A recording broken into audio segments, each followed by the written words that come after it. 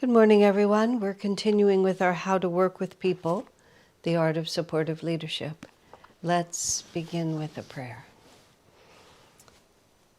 Heavenly Father, Divine Mother, friend, beloved God, Jesus Christ, Babaji Krishna, Lahiri Mahashaya, Swami Sri Yukteswar, beloved Master Paramahansa Yogananda, saints of all religions, dear friend and guide Swami Kriyananda, humbly we bow to all.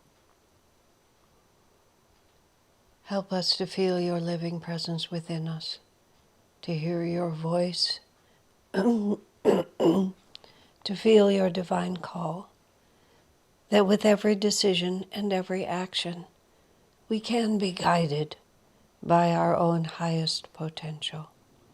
We are your children. Guide us and bless us and bring us home to thee. Om, peace. Amen.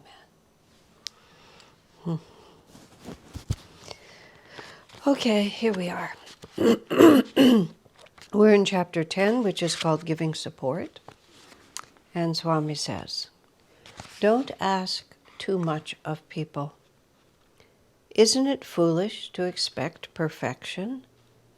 Be willing to compromise. You will get the best out of those under you if you work with them as they are. Don't ask more of them than they are able to deliver. Alternatively, if you see a need to challenge them and make them grow, expand their horizons gradually. Don't force them to strip their mental gears.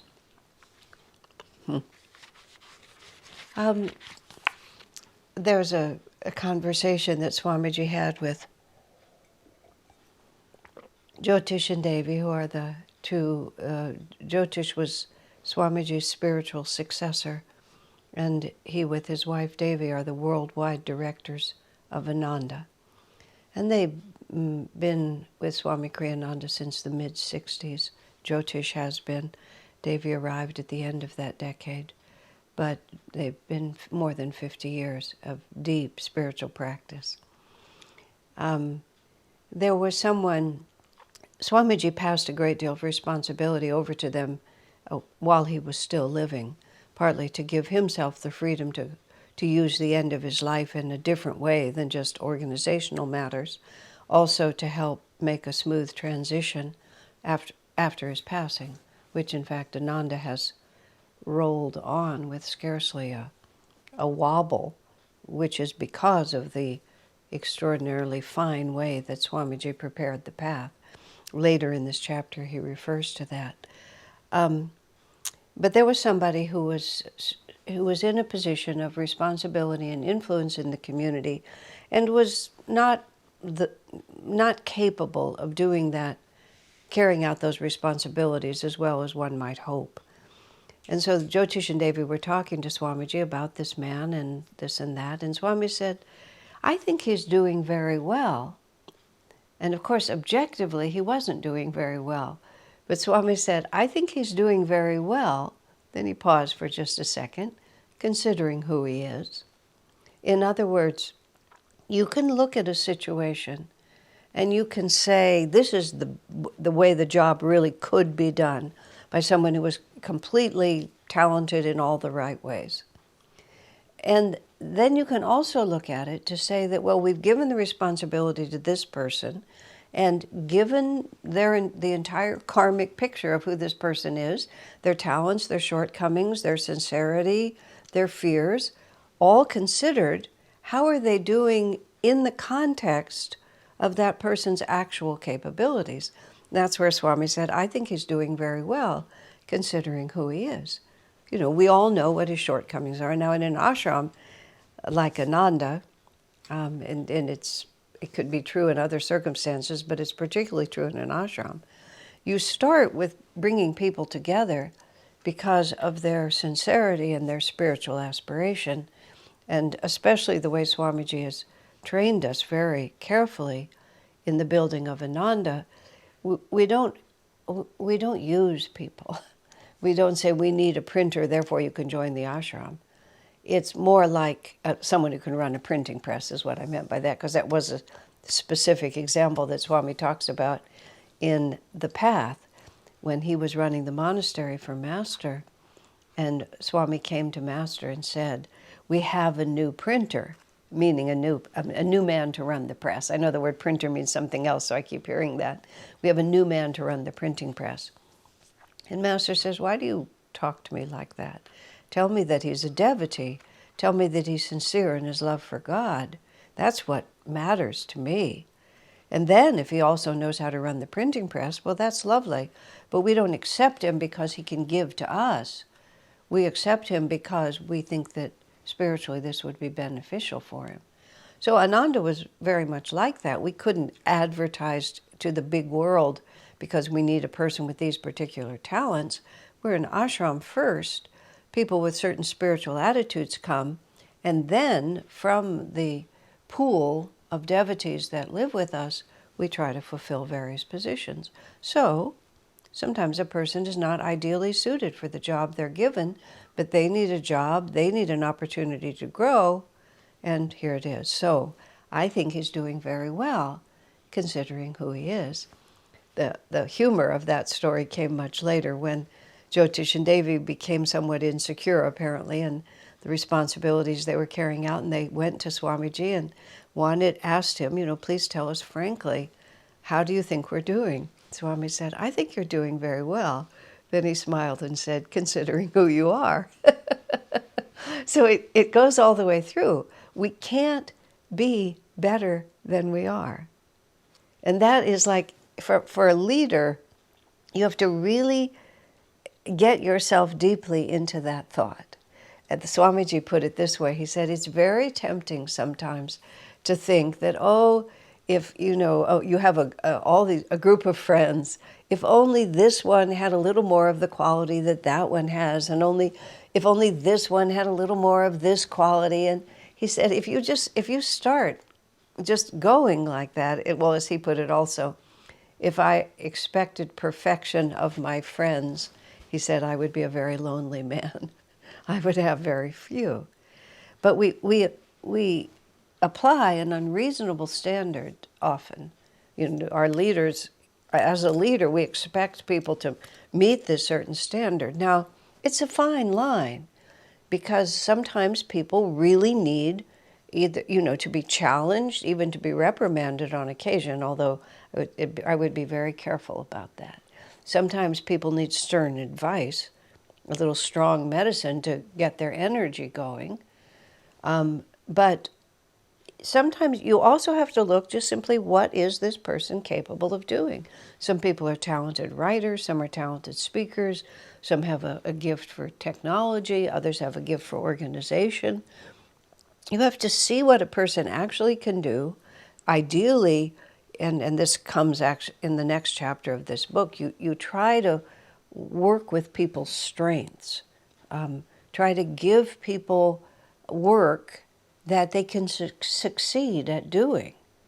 And that helps them, that helps your entity. But in the meantime, you have to really look at what people are capable of doing.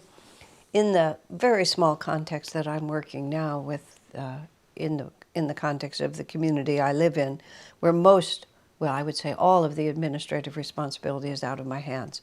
I'm emeritus. I consider myself like a professor who's emeritus, who gets to kind of pick and choose what they're going to do. I'm not completely exiled from the entity, but I don't have the responsibilities I carried for a long time. But still, there's a few people that I work with, a few situations I'm involved in. And I really noticed myself, when people come to me and their energy is low and their attitude is defeated, we tried to make it work, but we just couldn't make it work. If I feel like people have not really tried, then I can get very impatient.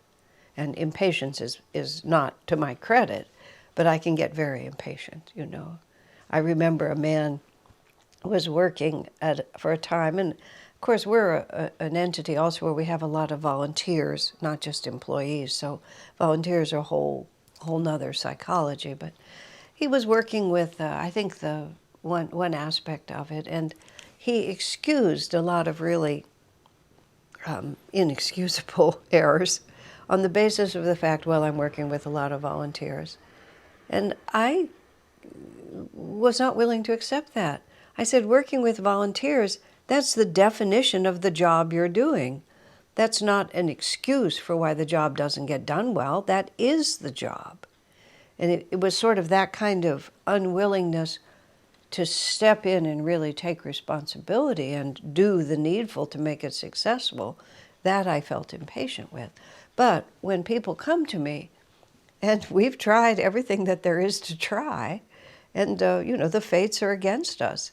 It's just not going to work out, or chaotic things have happened, or even careless things have happened. But nonetheless, we've been really putting out an effort to make it succeed. I feel completely differently, because it's unreasonable to expect it always to come out right. It just doesn't. And it's not always somebody's fault. It's not always that somebody has to take the blame. It's that we're all just doing the best we can, and these things happen. And the phrase Swami uses is here, be willing to compromise. Isn't it foolish to expect perfection? Be willing to compromise.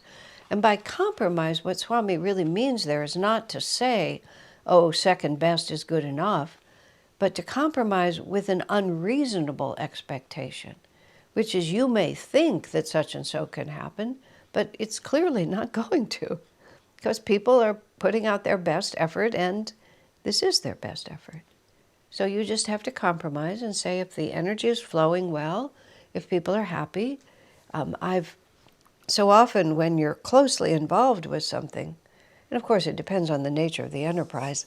There was a volunteer in our community who retired about the age of 60 and worked for the next 25 years virtually as a full-time volunteer. He had a second career with us. He was wonderful. He'd been an engineer. He might even have been an engineer he was an engineer in very exacting circumstances. I'm not sure whether he was involved in NASA, the space program, or what it was. But I had asked him, and he very carefully, we essentially made a backing for some photographs. We made a backing by stretching a very big piece of fabric behind and put the photographs in front. That doesn't completely explain it, but that's what it was. And he did a stellar job, as he always did with everything, but he was very concerned because there was a 1/4 of an inch difference from one edge to the other. Now, I have to explain to you, this piece of fabric, it's just like, it doesn't make any difference, but he was very concerned that there was a 1/4 of an inch off. And I sort of just looked at him and pointed out that this was just a piece of fabric stretched on a frame. Oh yeah, right. And then he said, wherever he worked before, a 1/4 of an inch error like that could cause, my recollection is that the space shuttle would crash, but maybe wasn't quite as dramatic as that. But in that situation, there was no margin. But in most situations, there's a lot more margin than we think. And part of what we have to understand is perfection is to keep good energy flowing. And we were talking about this earlier when we were saying the need for action, and how too much discussion and too much concern for all the possible things that can go wrong can really just break the flow. And you think, or a person may think, they're being conscientious by stopping at this point and analyzing everything that can go wrong, and stopping at this point and analyzing everything that can go wrong. In certain kinds of work, maybe. But most of the time, perfection is really to keep a good flow of energy going. And so if you ask too much of people that they keep reworking it, and that's not good enough, and it has to be like this, you usually lose more by freezing the energy than you gain by that tiny bit. There's ways of thinking of it, like 80% more energy for 2% more gain. And there's a point at which perfection is to just keep it flowing, don't be afraid to compromise. Don't be afraid to realize this is good enough, this will do. I had a very fun experience this way, and I think it's applicable to this. Ananda has a number of communities around in the U.S., a few in the U.S. and one in Europe, a little bit in India. We have centers, we have energy going in different places. And I've been primarily responsible here in Palo Alto for this community, and I've been often central to big events that involve Swamiji, where there's just many aspects that have to be taken care of. And often, of course, when you're in charge, what you see is all the pieces. So it's always been fun when I would go visit another Ananda community, often because Swami was a guest in their community and putting on a program, where I wasn't aware or responsible for details, and I could just watch the flow and enjoy the flow. And in this particular community, happened to be on the East Coast. We had a community there for a while.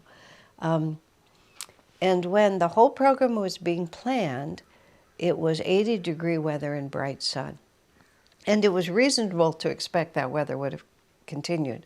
When the event actually happened, it was about 60 degrees and it was pouring rain. And they didn't have a permanent structure large enough, so they had put up a big tent, and everything was going to happen in this tent. And in the weather that they had been dealing with when they started, it was perfect. By the time of the event, when it was pouring rain and it was very cold, everything was just different. But the tent, they still had to use the tent because they didn't have any other place for it. And I was aware of all the little details that had been planned out, all of which were just being destroyed by the weather. Instead of people leaving their shoes outside, everybody had to wear wet boots in, and it was cold, so we all had to keep our coats on, so everybody's costumes were all just covered up by their coats, and there was silks, this, and little rugs, and all of it was just trashed, every bit of it. And I was aware of the fact that none of it made any difference. It would have been lovely if all those things could have happened, but because everybody just took with good spirit what had happened, including Swami, as who can control the weather. Everybody just took with good spirit exactly what was happening, laughed about the confusion, and the event was perfect. If anybody had been trying and nervous to preserve all those other plans, it would have been a very tense time. But it wasn't. We just let it go. Don't be afraid to compromise on any level. Just whatever it is, we have to be able to accept what is and realize that we're doing the best we can. You will get the best out of those under you if you work with them as they are. And don't ask more of them than they are able to deliver. And if you need to challenge them, expand their horizons gradually. Don't force them to strip their mental gears. Just look at what they're capable of doing, make it a little bigger. Look at their talent and guide them to be just a little more conscientious or a little more aware. But if you ask people to go someplace, it's sometimes very difficult for a capable, talented person who is likely then to be in a leadership position to fully appreciate the consciousness of the people they're working with. And of course, this was Swami's genius. He always knew what we were really capable of, not theoretically, but actually. I remember also one wonderful circumstance where I myself told him that, something he'd asked of me was just beyond me to do. He said, "Oh, well, so much for theory, let's work with reality." I mean, there was no judgment, there was no condemnation, there was not even a pause. It was just like, well, if that's what it is, then let's just work with that. And then he gave me several suggestions that I was quite easily able to follow. So there's many ways to grow. There's many ways to improve a circumstance. If you try too hard to push people against the grain, it causes them to feel resentful. It reinforces a sense of failure on their part. It makes them feel misunderstood and abused, all of which are far worse problems for a team leader than whatever shift in outward circumstances takes place. Swami says the people in an organization should count more with you than the work they are doing. People are more important than things. If you make your co-workers your priority, you will inspire them to do far better in their work. You know, there's countless opportunities for this to come. You hear that someone's had a personal tragedy, has a great need suddenly in their family, that they're unwell and they need to rest. If you're the leader and you say, you know, go home and be with your wife, go home and take care of your mother, go home and get some rest, you look just exhausted, that the positive energetic result you get from acknowledging your shared humanity is infinitely better than what you get from pushing people against the grain. And it's the right thing to do. It's the value that, as I was speaking yesterday, when we leave this planet, you know, God is not going to ask you how efficient you were in getting your factory to run. He's going to ask you how much you loved and how many people you loved on His behalf. We always have to keep that in mind. Never domineer your subordinates. Invite their response. Suggest your ideas. Give them the freedom to accept or reject your proposals. If they are allowed to reach your conclusion at their own speed, they will be far more likely to get behind your ideas and implement them. If you have a position, and depending on the culture that you've created or you've inherited in your company, you know, people will feel more or less free to really sincerely be themselves. And leaders will have a habit of just asserting their authority rather than actually trying to win people to their cause. You know, if people agree with you because they're afraid to disagree with you, you don't really have creative commitment. You have just a lot of intimidated people around you. And Swamiji, again, he was always masterful at this. He often knew exactly what we were going to do and exactly what we should do. But he always presented his ideas, among other things.